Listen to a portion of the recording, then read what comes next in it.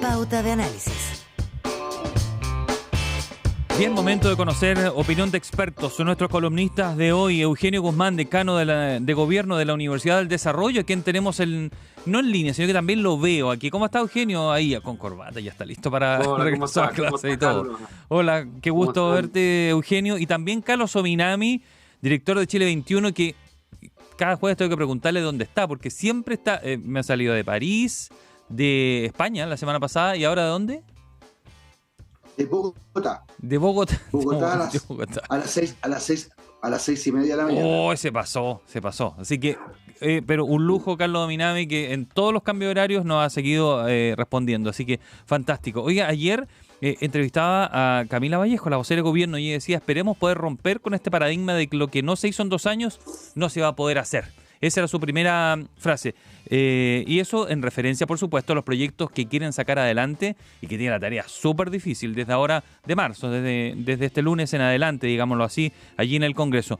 ¿Cómo lo ve Eugenio Guzmán, la tarea que tiene el gobierno para poder dejar algo, avanzar algo, que hasta aquí se le ha criticado, que ha salido a apagar incendios, por así decirlo, pero no ha podido imponer una agenda?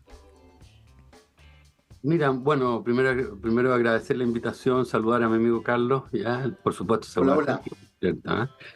Mira, yo creo en la misma entrevista Vallejos también reconoce, ¿no es cierto?, que es bastante complejo.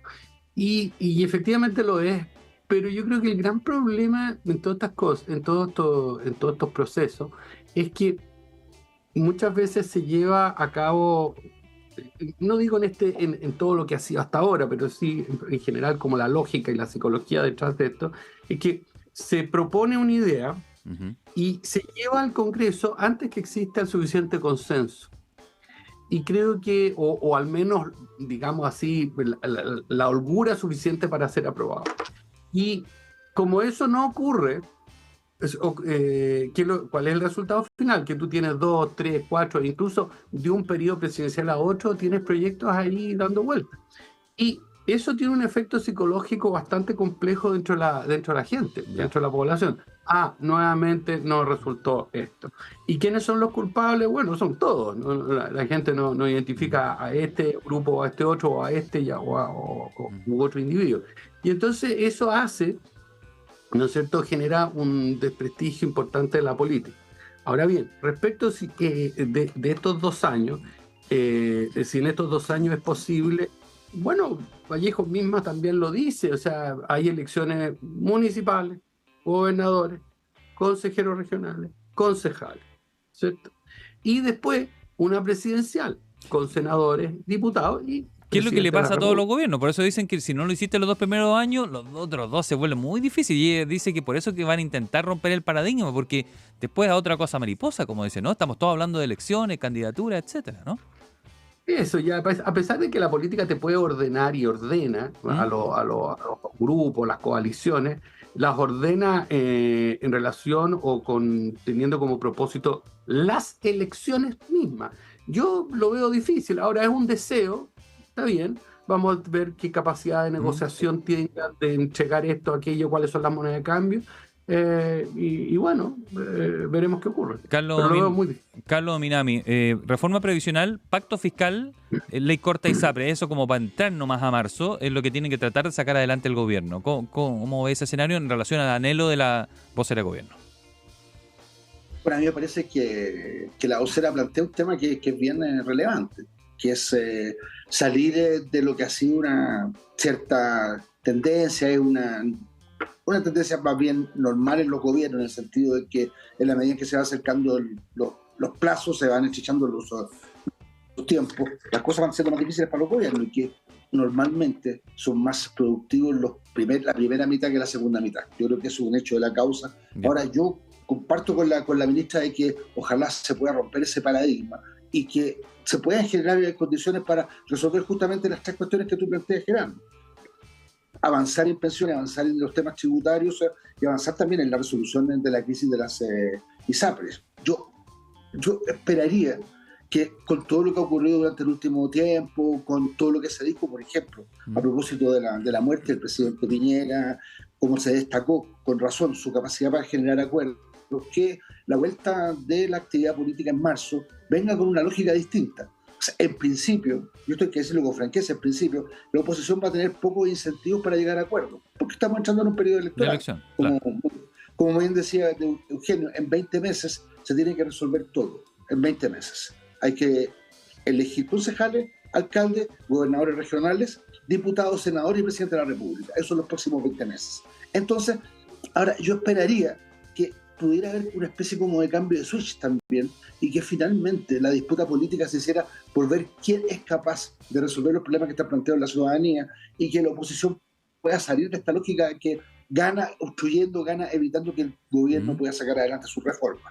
Yo espero que algo así pueda ocurrir, pero convengo con la ministra de que hay que romper lo que es una suerte de ley maldita, en el sentido de que las segundas mitades son más difíciles, que los gobiernos rápidamente comienzan a estar afectados por esto que se llama el síndrome del pato cojo. ¿Y bajo qué fórmula se los planteó? Porque en otra entrevista, en la anterior se la hicimos aquí ayer a la ministra vocera de Gobierno, en otra entrevista que da Gonzalo Vinter, él dice que fallaron en el rol de dar una disputa ideológica, y él dice que no le gusta esta idea de que la oposición tira pintura blanca a la muralla, dijo nosotros tiramos un poco de negra y quedamos en gris, y que eso la gente no lo entiende, no entiende el proyecto que ellos poseen, es decir, hace un llamado como a la base. Para Alfredo Yuñat eso es como una especie de deslealtad del presidente, que es el que ha encabezado estos cambios. Recién yo entrevistaba a Diego Vela de Revolución Democrática, el presidente, y él decía, no, nosotros hemos evolucionado, hemos cambiado nuestras ideas como evolución, pero Gonzalo Vinter es más drástico, él dice que no deberían volver a esas bases. ¿Cómo lo ve Eugenio y luego Carlos? Mira, a propósito un poco de lo que decía Carlos también, yo tengo la impresión que uno de los problemas de fondo, como muchas o casi todas cosas de la política, tienen que ver con los actores que en ella están, ¿ya? ¿Por qué hubo una transición razonable en Chile? ¿Por qué fue factible una serie de reformas en Chile? ¿Por qué se hicieron los ajustes necesarios en distintas áreas institucionales en Chile hasta mediados de los 2000? Y bueno, con resultados exitosos políticamente, económicamente y políticamente, yo creo que estoy completamente de acuerdo. Y creo que la razón es por los actores que hay. Entonces, cuando tú tienes actores, y aquí yo no me estoy refiriendo al tema si son jóvenes, viejos, grandes, altos, robustos, no. Me estoy refiriendo a actores que entiendan la lógica política adecuadamente. Que tengan experiencia, por cierto, pero que entiendan cómo es la política. Y yo creo que ese es el principal déficit. Volvemos a los aspectos más psicosociales que hay detrás del gobierno. Te pongo un ejemplo que puede ser discutible, qué sé yo, pero que fue bastante criticado cuando la alcaldesa de Valparaíso levanta un cartelito. Oye, pero si esto no es la OCDE para... De Viña del Mar, perdón. Esto no es la OCDE para ir a presentar alguna cosa de defensa, no sé qué cosa. No, ella está en otro rol. Y en ese sentido, la capacidad y bueno, Carlos lo sabe mejor, Carlos fue ministro, ya le tocó un periodo complejo y todo lo que eso significa, fue senador y que también le tocó un periodo complejo, ¿ya?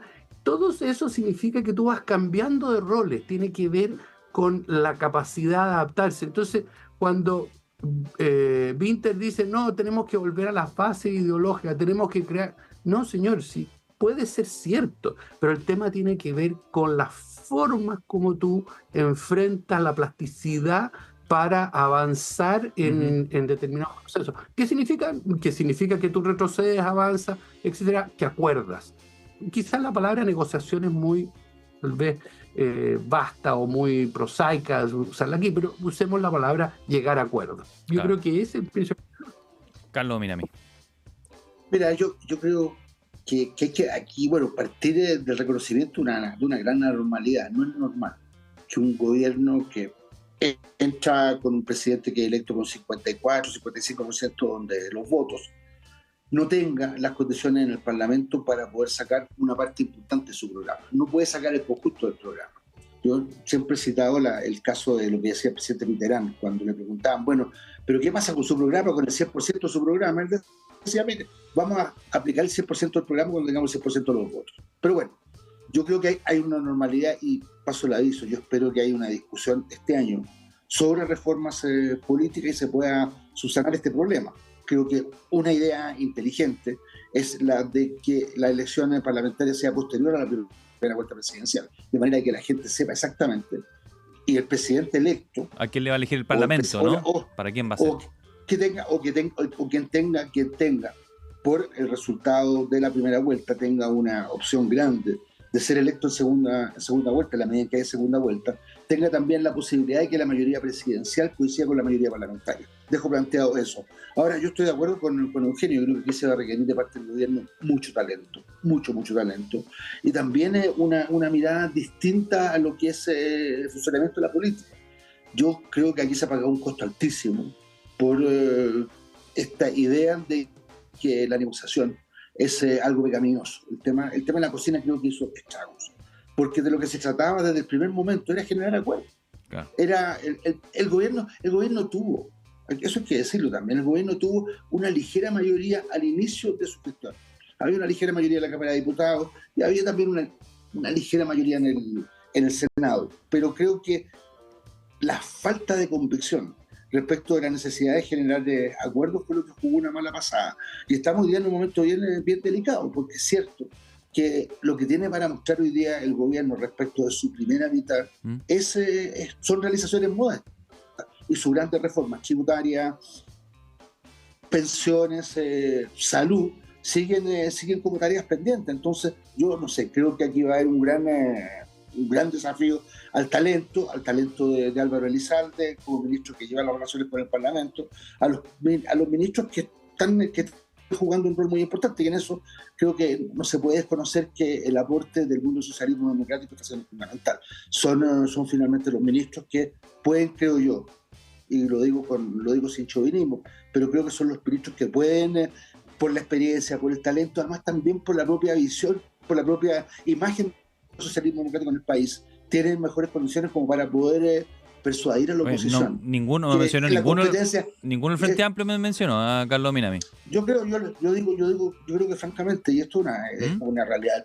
del porteúngo, que lo esencial hoy día de la actividad gubernamental está recayendo en los ministros que provienen del socialismo democrático. Ya. Eso es así, pero reitero, yo creo que el talento de esto es poder generar un marco de competencia, porque competencia a veces tenemos elecciones, bien, pero que ojalá la competencia sea una competencia que no sea destructiva, una competencia en donde la oposición también pueda ganar diciendo, mire, nosotros fuimos capaces de generar condiciones como para resolver finalmente el problema de las pensiones en nuestro país. Eugenio Guzmán. Oye, ¿me dejas agregar un temita? A propósito, que yo agregaría un poco, pensando en la pregunta original tuya, que hay dos fantasmas acá. Y uno de ellos es el fantasma de la delincuencia, el crimen y el desempleo, que son factores que están ahí y entonces hacen que la agenda sea más difícil de desarrollar, ¿ya? Y efectivamente, cuando Carlos dice eso, yo creo que fue bastante tímido. Lo que está diciendo, bueno, quienes están articulando la política son los que tienen experiencia en el gobierno y que fueron parte de la nueva mayoría o incluso antes de la concertación. Tímido o modesto, podría decir también, ¿no? Que no resalta el socialismo democrático como un rol clave. O no es pedante. Claro. Bueno, Diego Vela, el presidente de RD, hace un ratito me decía, para nosotros prioridad la agenda de seguridad. Decía, prioridad. Yo decía, sí, pero es que usted eso no lo tenía en sus principios. Está bien evolucionar. Evolucionamos y entendimos que la seguridad era clave para hacer todo lo otro. Eso me explicaba. Es más, hoy día el presidente vuelve a sus vacaciones y lo prioritario es la agenda de seguridad. Va a encabezar una reunión de un comité de seguridad. Y allí quería entrar en lo que ocurrió en las últimas horas y quizás en los últimos días. Ayer mataron a un niño de 13 años en la Florida, porque le balean la casa y él se tira sobre su madre para protegerla y lo matan a él. Y eso, ¿cómo se lo explicas a la ciudadanía? Le sumo lo del secuestro. Una semana, un refugiado secuestrado en Chile y no tenemos idea dónde está. Un refugiado secuestrado y desaparecido en plena democracia. Carlos Minami, ¿cómo le explica esto a la gente? Y probablemente allí está la gran tarea para el gobierno.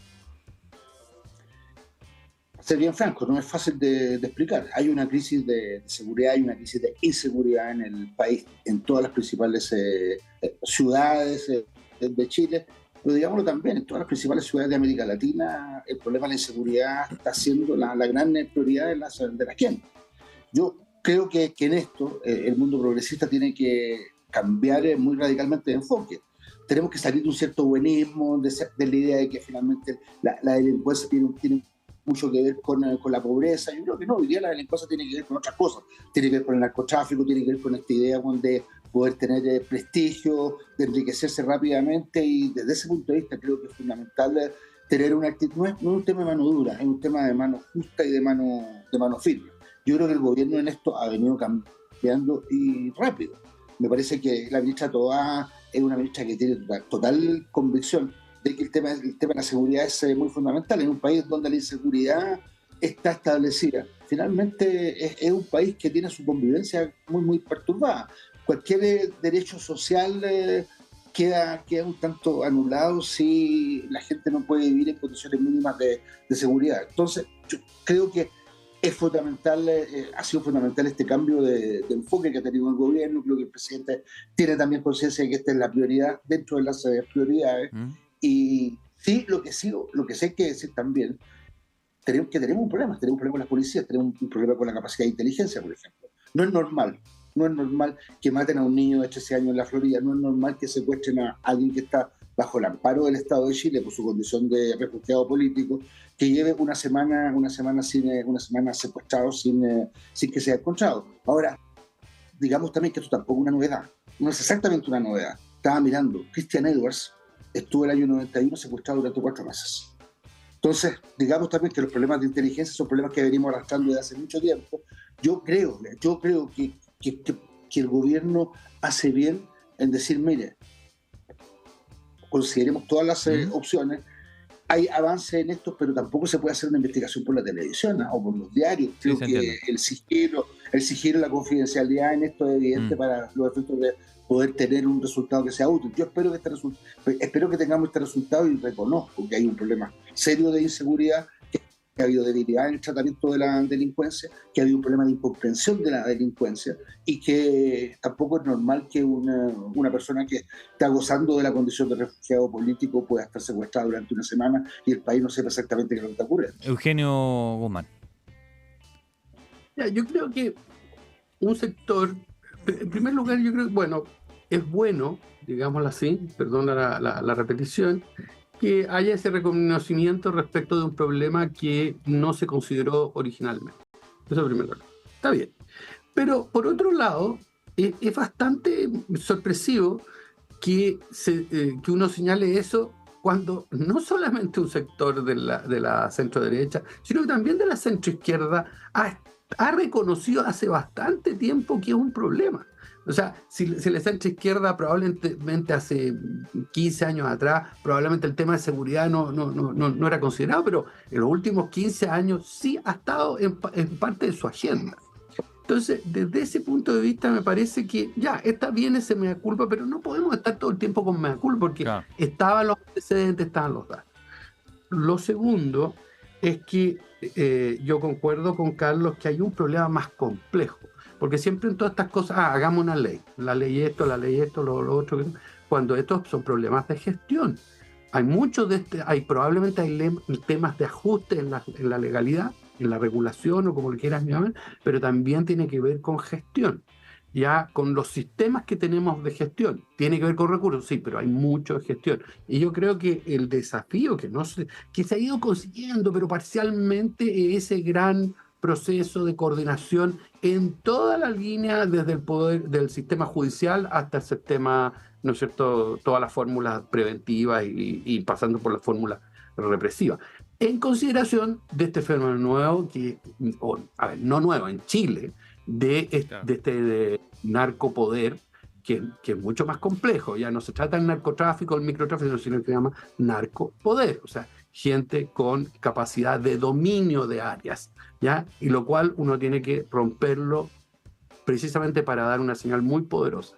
Yo creo que en ese sentido, yo creo que el desafío no es menor, pero supone ciertos reconocimientos, cierto decir, oye, ya, está bien, lo hice mal, pero vamos a tener que hacer esto. Pero no es solamente a cada rato. El secuestro lo ven, o al menos se percibe ¿Se percibe como un hecho, un caso policial o se percibe como un caso político ya, Eugenio? Breve eso, por favor. No, yo creo que se ha llevado o sea, y yo creo que está instalado que es un caso político. Ahora no lo sé, no claro, lo sabemos. No sabemos, pero No aquí sabemos. las hipótesis son muchas, pero las percepciones son importantes, ¿no? Exactamente, y las percepciones están construyendo, ¿no es cierto?, un relato, un discurso respecto a lo que esto es. Ahora, a mí me parece que tan grave el secuestro, por cierto, que es muy grave porque en Chile ese tipo de delitos no era común. ¿Ya? Entonces ese es como el elemento central. ¿Y para qué decir el caso de la muerte de este niño? O sea, no es que no haya habido este tipo de disputas, pero ya se hacen de manera frecuente y eso Bien. es el problema. Para terminar, Carlos, muy breve. Una cosa hay respecto al secuestro, yo creo que efectivamente hoy día se consideran todas las opciones, que hay una motivación política o que hay una motivación puramente delictual. Habrá que ver cómo esto termina. Si finalmente esto se acredita que lo que ocurrió aquí es un problema que tiene que ver con delitos, tiene que ver con secuestros extorsivos, y ahí finalmente búsqueda de rescate. Bueno, yo creo que aquí va a haber que aceptar. Todos aquellos que se han anticipado a decir, mira, aquí fue el gobierno venezolano el que intervino, son agentes venezolanos los que finalmente participaron de este secuestro, tendrán que hacer un mea culpa bien fuerte. Bien. Si por el contrario, si por el contrario es más político. Es más político, yo creo que bueno, habrá que acreditar también que el gobierno desde el primer momento se abrió a la posibilidad de que esto fuera así. Fuera un móvil político. Esa fue la razón por la cual se juntaron todos los ministros públicamente al inicio del secuestro. Carlos Ominami, Eugenio Guzmán, usted los ha escuchado con sus opiniones de los temas de actualidad. Le agradecemos su gran disposición, como siempre, con nosotros. Muchas gracias. Saludos allá a Bogotá y también a Eugenio Guzmán, que está en la Universidad del Desarrollo. Que esté muy bien. Gracias a ambos. Chao. Gracias. Adiós, Adiós, Carlos.